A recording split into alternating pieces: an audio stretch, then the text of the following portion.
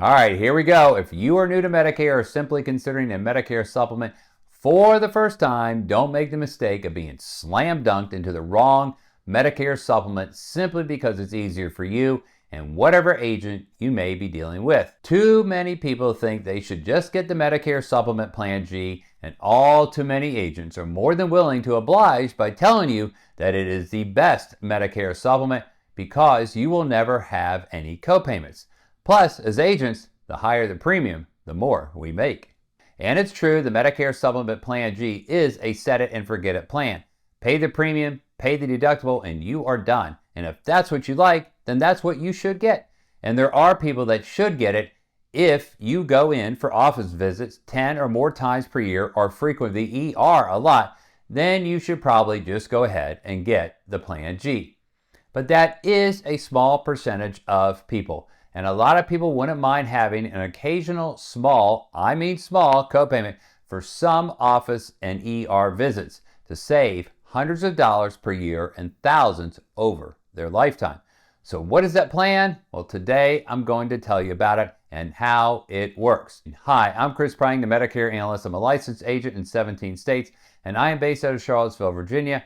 Maximizing your Medicare should be important to you, and my goal is to help people like you make a wise and confident decision about all of your Medicare choices so that you can protect your income, your assets, your savings, and your health. And before I get started, if today is your birthday, a very happy birthday to you. George Bernard Shaw said, "We don't stop playing because we grow old because we stop playing." Let's go over the Plan N as it compares to the Plan G. If you look at this document, you'll see that the Plan G covers everything that Medicare doesn't except the Medicare Part B deductible. Now look at the Plan N. You'll see just two differences. Excess charges. This only occurs if you go to a provider that doesn't take Medicare assignment. If you happen to do that, then the provider can charge you 15% above the Medicare approved amount. So as an example, the provider charges you $200 for a visit or procedure, the Medicare approved amount is only $100, then the provider can charge you 15% of $100 or $15. Here's why it's nearly irrelevant. 98% of U.S. physicians take Medicare assignment. Most of them are going to be what are called participating providers. And then there are non-participating providers, the 2%. And then there are those that have just flat out opted out and they don't take any insurance at all. According to the 2024 MedPAC report, 99.7% of fee schedule claims were paid at Medicare's standard payment rate, meaning those bills submitted do not include an excess charge when it can be charged. Plus, there are states where they can't even charge an excess charge, and those states are Connecticut, Minnesota, Ohio, Pennsylvania, Rhode Island, Vermont, Massachusetts, and New York.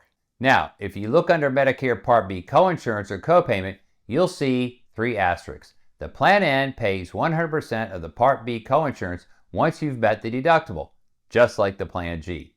You may have a copayment for, quote, some office visits, unquote, of up to $20. So anywhere from 0 to 20. You may have a copayment for ER visits of up to $50. So anywhere from 0 to 50. There are only 15 office visit medical codes you can be billed for and only 5 ER visit medical codes that you could be billed for. So a grand total of 20 medical codes out of probably 10,000. Not too bad. So why the Plan N is better for most people? First would be what is called the no guaranteed issue pool. In certain cases like Medicare Advantage plans terminating, maybe losing Medicaid coverage, losing group coverage after having Part B, Medicare supplement companies then have to accept anyone and everyone into a Plan G regardless of past or present health conditions. Thus, they have an unhealthier pool of people, thus likely more claims, thus likely premiums rising faster than a Plan N. The Plan N also has greater rate stability. As just alluded to, the Plan N historically has gone up at a slower rate than the Plan G. By that I mean the percentage premium increase each year is typically less than that of a Plan G. And what that means is, over time, your premium savings does get greater and greater. Take a look at this chart. As an example, let's say the Plan G is $150 per month and the Plan N is $120 per month. Let's say the Plan G goes up at 9% per year and the Plan N goes up at 7% per year. Look at the premium savings over 5, 10, and 20 years. That is pretty significant to most people. Who should definitely not consider a Plan N? Those who don't want to deal with even a minor copayment upon occasion and don't care about paying a higher premium and one that goes up faster than the Plan N. And as mentioned already, someone who is going in for lots of office or ER visits each year.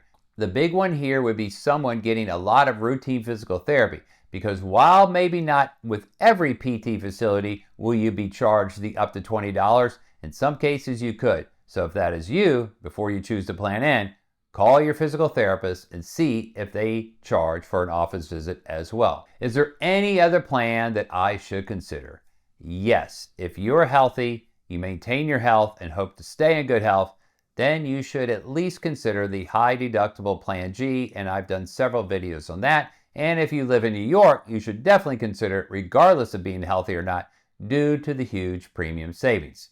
So if you are considering a Medicare supplement and you want to work with me, just reach out to me and we'll start with some rate quotes and go from there and hopefully come up with a solution just for you. If you have any questions about what I've just gone over and when you are ready for my help in maximizing your healthcare and retirement insurance coverage and making a wise choice when it comes to all of your Medicare insurance options, and you live in one of the states that I'm licensed in, which you can see right here, then please feel free to reach out to me either by phone or through one of my contact forms on my website.